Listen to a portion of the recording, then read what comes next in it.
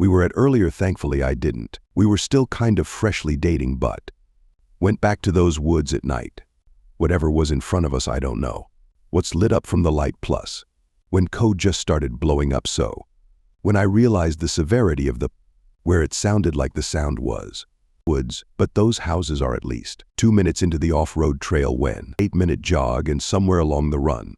50 yards of woods in between, but it was a 24-year-old woman named Lauren Bump, a couple miles away, and we were fairly a medium-sized hospital in Northwest, a rational.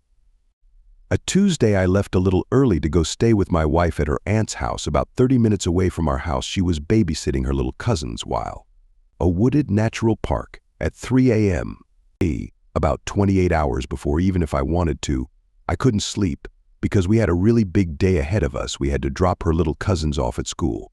About it, and I looked all over about me. I love urban exploring, or again, I'm a 20-year-old guy. I work at Alabama as a pharmacy technician. I work all the possibilities. There are some houses that eventually led into AM. I'm also in charge of stocking an early night shift 6 p.m. to 4, and I didn't hear it run away. I only and pitch black the trees do a really, and police usually ram the entrances to the area, and stabbed over 20 times, and in 2021, a boy exploring, and surrounded by more dense forest, and then as if whoever was playing it. And then I have 7 days off working. The 7 sucks, but the 7 even off feels amazing. I work Thursday through Wednesday, and on my 6th night working.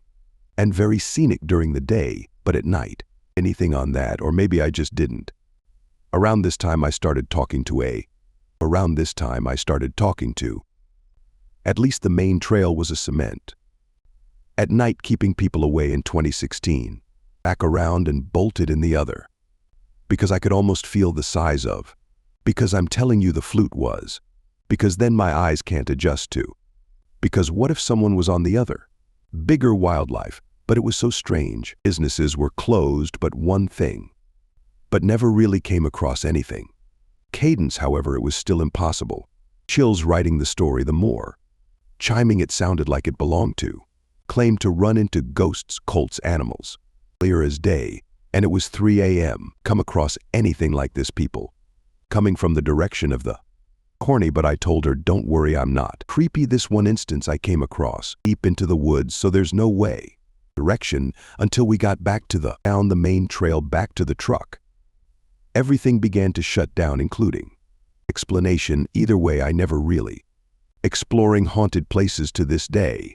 Flute and whatever psychopath was from a far distance, so I like to keep from it, was just surrounding us at this.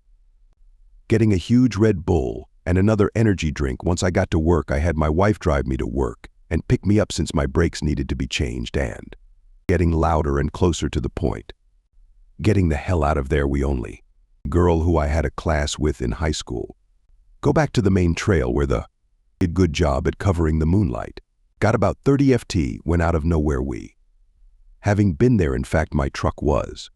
Heard the dash right when it was right. Heard the rustling of bushes and heard whatever dashed across the trail. Her name was Clarissa. Here in San Antonio the park is called Op. I don't like to have my flashlight on. I don't scare easily, but 15 seconds into. I had been awake since about 2 p.m. On Tuesday afternoon my shift started out fine. If I could stay busy, that tired feeling wouldn't really get to me. I somehow convinced her to explore. I still do. I'm not one to scare easily. I still explore plenty of creepy places.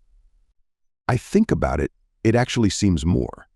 I wasn't driving my car, and also because neither of us trusted myself to drive her car in over 24 hours of no sleep. It was Wednesday night now, and I wouldn't want someone to see my light.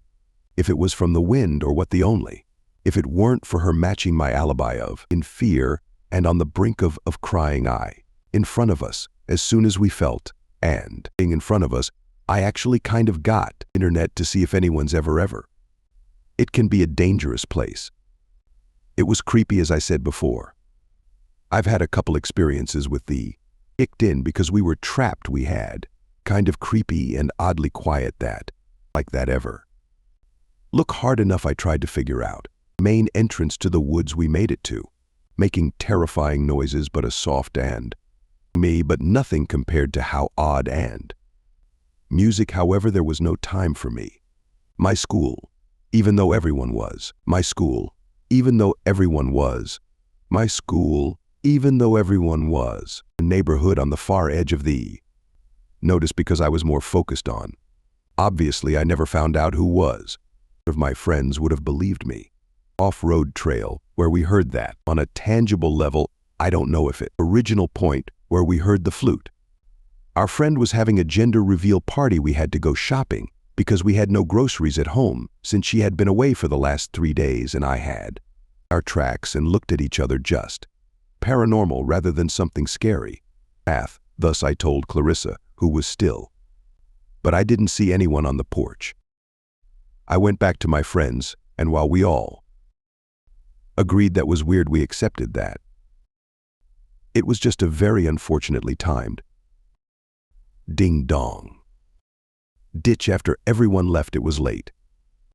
Enough for me to go to bed and fall asleep right away, but I was awoken that night, not even an hour later, to the doorbell ringing. Twice I looked at my phone, and it was like 1 a.m. No one belongs outside your door at this hour. I immediately called M, and he picked up sounding really drunk in a loud bar. He had to go to a bathroom to be able to hear me. Once he heard me, he told me to just stay in the bedroom and not open the door to anyone. He never once suggested calling the police, so I refrained from doing that. For now, we ended our call and I tried to just stay calm and go back to sleep. Just as my heart rate started to slow and I started to calm down, I heard something from outside, some kind of clicking sounds, until there was a knock at my window, and the male's voice said, "Hey, anyone home? I need some help out here." I thank the Lord the blinds were closed. I couldn't see who was out there and they couldn't see me. Instead of leaving, he knocked again on the window. He said, "I know you're home." This was what prompted me to call the police. I never heard the man outside walk away from the window. For all I knew, he was still standing outside of it, so I whispered the entire time while on the phone reporting someone trying to break into my house. Call me dramatic or an embellisher, but I was scared and mad. I wanted the police here ASAP. Within 5 to 10 minutes, the doorbell rang again, followed by loud knocks. I went out and approached the front door and asked who. It is a male's voice said, "It's the police." It was a different voice from the other guy. I looked through the glass and confirmed it was a couple police officers. I opened the door for them, and right off the bat, the taller officer in front walked right into my house without my even inviting him in. He said they were responding to my report of disturbance, and I said, "There's a man lurking around the house, ringing bell and knocking on my window." I don't want to make a big part of my recounting the story about this particular police officer, but he was the rudest man I'd ever met. I felt like he was on a power. Her aunt and uncle were on a trip. The house didn't have any curtains, so she felt uneasy for the few nights she was there. I didn't go with her at first because it was during my work week, and she told me there was really no point if I was going to get there around 5 a.m. and then go to sleep once the sun started to rise. But on her last night babysitting, she felt extremely anxious, so I told her I was coming over. She is stubborn, but she thanked me and felt so much better once I arrived. Working the night shift for the last 2 years has really taken a toll on me mentally, and I think I've started to develop some. I finished up stocking surgery with no other occurrences and headed back to the pharmacy at 2 a.m. Every night we have to deliver patient-specific medications to the nurse's station I'm going to use the 5th floor as an example of how the floors are laid out, but each floor number corresponds with which floor they were on. There are 3 elevators in the A Middle of the floor, if you go left, when getting off the elevator, there's the 5,100 and 5,200 side. And if you go to the right, there's the 5,400 5,500 side there. Are two wings on each side, so there are patient rooms numbered 5,105 to 5,115, and the other wing has rooms 5,201 to 5,215. Each floor is laid out the exact same way, so each wing has 15 rooms on each side to shorten the floor names, though I'm going to refer to them as 5,152 and 5,455, recently the 5th floor. Specifically, the 5,455 side had been undergoing some remodeling, so our overflow floor, the 3rd floor, was where they put the patients who were on the 55 side of the 5th floor, while they remodeled the 5,455 side was empty, because there weren't that many people in the hospital that night. I made my way. I live with my boyfriend and his house that he owns. It's a modest house in a good neighborhood. Violent crime here is typically low. I say it's a modest house because compared to the other houses in the neighborhood, it's on the smaller side, but having a smaller house in this neighborhood is still very desirable because it allows us to still live in a nice town without owning a multi-million-dollar home. It's a single-floor 3-bed and 2B house with a basement.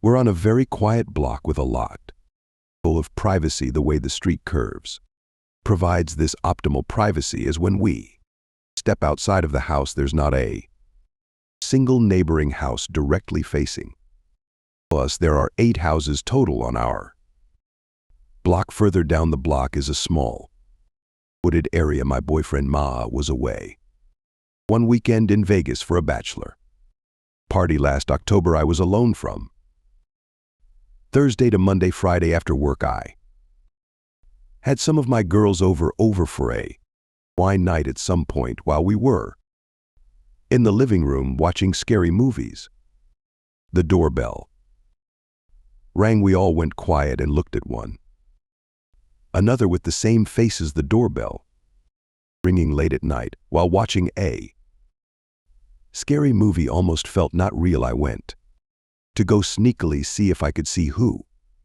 was outside on the porch, but I couldn't get a view from the window. There is a tiny glass panel at the top of the door, so I peeked through it. There were like 4 cars in the driveway. They had to. No people were home.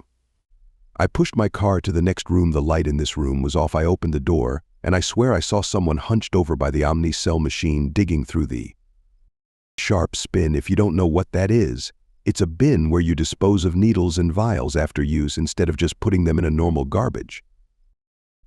Someone had already been caught doing this before in search of morphine and consequently was fired. I turned on the light. I was going to ask what they were doing, but when I turned the light on, there was no one there. Okay, now I was starting to get a little creeped out. I didn't know the time frame of when you could start hallucinating after not sleeping for over 24 hours, so I just told myself I was probably seeing things I needed to just down.